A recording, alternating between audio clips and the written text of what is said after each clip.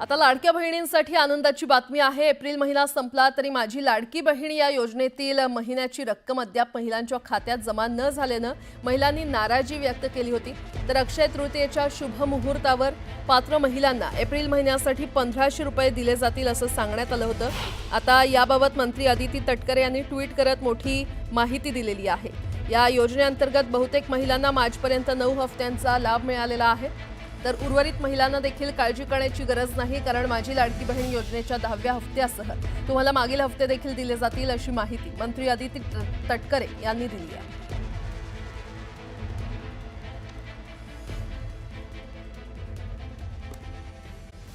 तू वचन नहीं तूने माना, मैत्री का मूल्य न पहचाना, तो ले मैं भी अब जाता हूं, अंतिम संकल्प सुनाता हूं, याचना नहीं अब रण होगा, जीवन जया कि मरण होगा, रण ऐसा होगा फिर कभी नहीं जैसा होगा। कवी दिनकर यांच्या कवितेच्या या ओळी म्हणजे भारतीयांची पाकिस्तान बद्दलची ही भावना आहे। सीमेवरचा दोन्ही बाजूंचा प्रचंड तणाव, ऑपरेशनची जोरदार तयारी, आकाशात गरजणाऱ्या लढाऊ विमानांची गर्जना, समुद्रातून आकाशाच्या दिशेने झेपावणारे क्षेपणास्त्र आणि दहशतवाद्यांना आसरा देणाऱ्या पाकिस्तानला स्पष्ट असा मेसेज देत आहेत। पाकिस्तानचं काउंटडाऊन आता सुरू झालंय। पहलगाममधल्या दहशतवादी हल्ल्याशी आपला काहीच संबंध नाही असा साळसूदपणाचा आवडणाऱ्या पाकिस्तानचा बुरखा आता फाटलाय। एनआयएच्या हाती पाकिस्तानच्या सहभागाचे पुरावे लागले। पहलगाम दहशतवादी हल्ल्याच्या मागे पाकिस्तानी लष्कर आणि आयएसआयचा कट आहे हे आता उघड झालंय। त्यामुळे प्रत्येक दहशतवादी हल्ल्यानंतर तो मी नव्हेच असं तुणतुण वाजवून जगाची दिशाभूल करणाऱ्या पाकिस्तानला आता जन्माची अद्दल घडवण्याची वेळ आली आहे का? दहशतवादाविरोधातली ही निर्णायक लढाई असेल का? विरोधक म्हणतायत आता स्ट्राईक नको आहे, आम्हाला थेट युद्ध हवं आहे। सरकार इतकी टोकाची भूमिका घेणार आहे का? सवाल अनेक आहेत। या सगळ्या प्रश्नांची चर्चा आपण करूया, पण आज तपासातून नेमकं काय समोर आलं आणि का काउंटडाऊन सुरू झालं जाणून घेऊयात खास रिपोर्ट।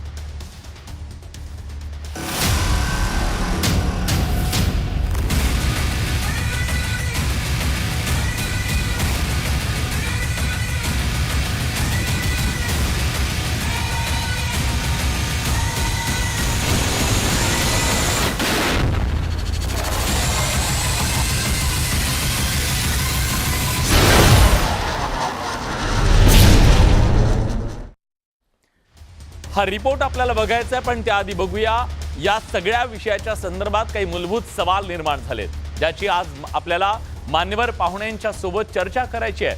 हे सवाल कुठले आहेत? हे सवाल तुमच्या माझ्या सगळ्यांच्या मनातले आहेत, प्रत्येक भारतीयाच्या मनातले हे सवाल आहेत। बघूया पाकिस्तानचं काउंटडाऊन खऱ्या अर्थाने आता सुरू झालंय का? कारण आपल्या हाती पुरावेच आलेले आहेत की पाकिस्तानचं डोकं आहे, त्याचंच कटकारस्थान आहे आणि त्यांनी हे सगळं घडवलं।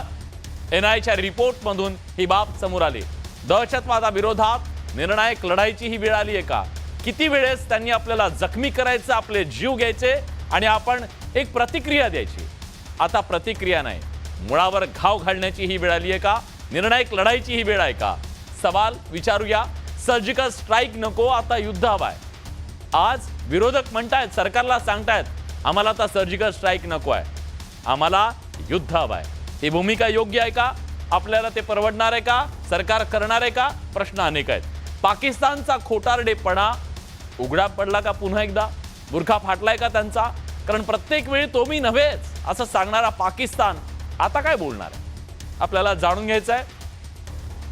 आज या चर्चेत सवाल उपस्थित करतोय की निष्पापांचे बळी घेणाऱ्या पाकिस्तानला मग नेमकी शिक्षा काय असू शकते आणि ही शिक्षा आपण काय द्यायला हवी, जेणेकरून यापुढे निष्पाप माणसांचे जीव जाणार नाहीयेत। पण आज काय समोर आलं तपासातून हे बघणं महत्त्वाचं आहे, त्याची चर्चा। पण आधी बघूया खास रिपोर्ट।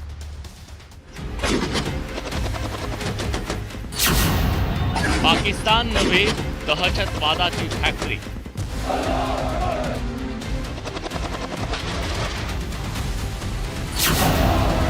दहशतवादाचा नापाक जनक।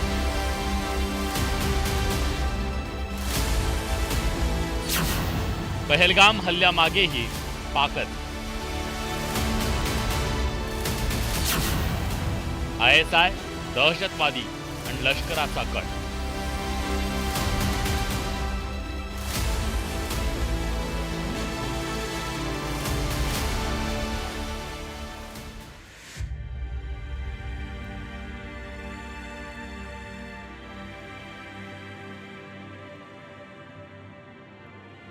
निरपराध 26 पर्यटकांचा बळी घेणारा पहलगाम दहशतवादी हल्ला हा पाक पुरस्कृत दहशतवादी हल्ला असल्याचं आता सिद्ध झालंय.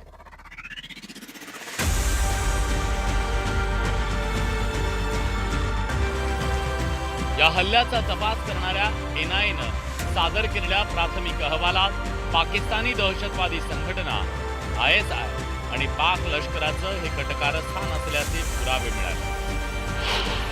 या अहवालात NIAनं सुमारे 150 लोकांचे जबाब नोंदवले. त्याशिवाय 3D मॅपिंग आणि रिक्रिएशनच्या मदतीनं हा तपास करण्यात आला. NIAच्या या अहवालात POKचा उल्लेख असून दहशतवादी POKत असलेल्या कमांडरच्या संपर्कात असल्याची माहिती समोर आली आहे. पहलगाम हल्ल्यात सर्वात मोठी भूमिका दहशतवाद्यांना रसद पुरवणाऱ्या ओव्हरग्राऊंड वर्करची असल्याचा उल्लेख या अहवालात आहे. जम्मू काश्मीरमध्ये जितके ओव्हरग्राऊंड वर्कर सापडले यांची यादी बनवण्यात आली आहे. त्यांच्या विरोधात कायदेशीर कारवाईची तयारी सुरू करण्यात आल्याचं NIAनं आपल्या अहवालात म्हटलंय.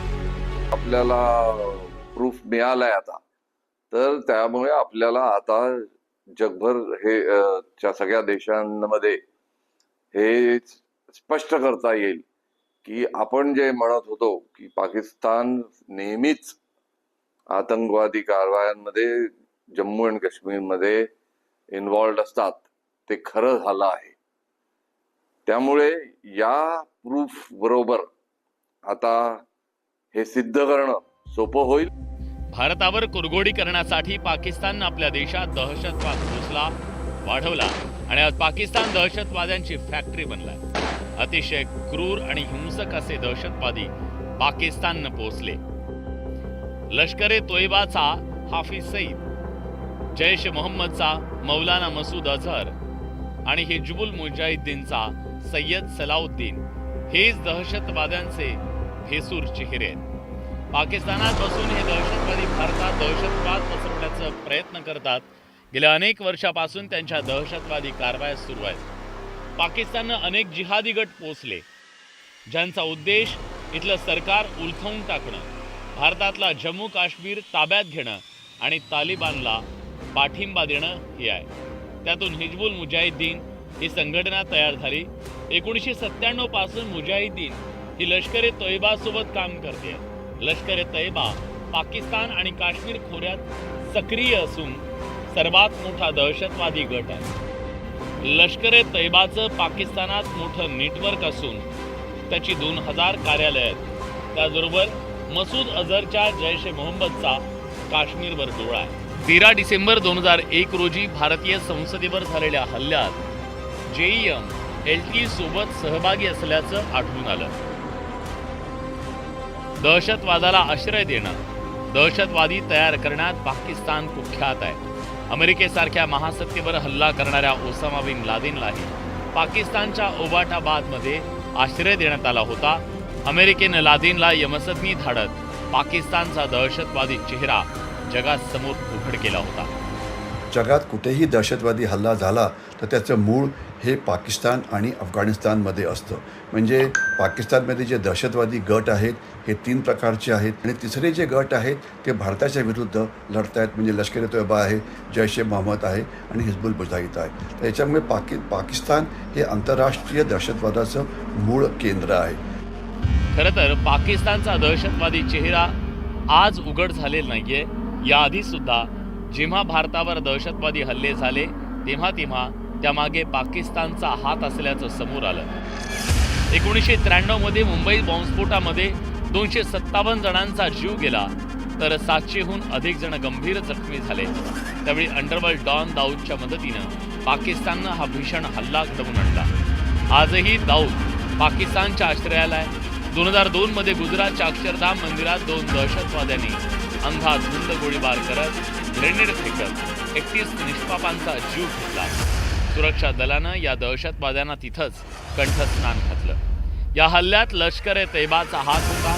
2006 मध्ये मुंबईत झालेल्या लोकल बॉम्बस्फोटात 187 जणांचा जीव गेला, तर 817 जण गंभीर जखमी झाले. यामागेही लष्कर ए तैबा आणि ISIचा हात होता. 2008 मध्ये मुंबईवर झालेल्या दहशतवादी हल्ला भारताच्या इतिहासातला सर्वात मोठा दहशतवादी हल्ला होता. यात 175 जणांना आपला जीव गमवावा लागला. या हल्ल्यामागे लष्कर ए तैबाचा हाफिज सईद होता.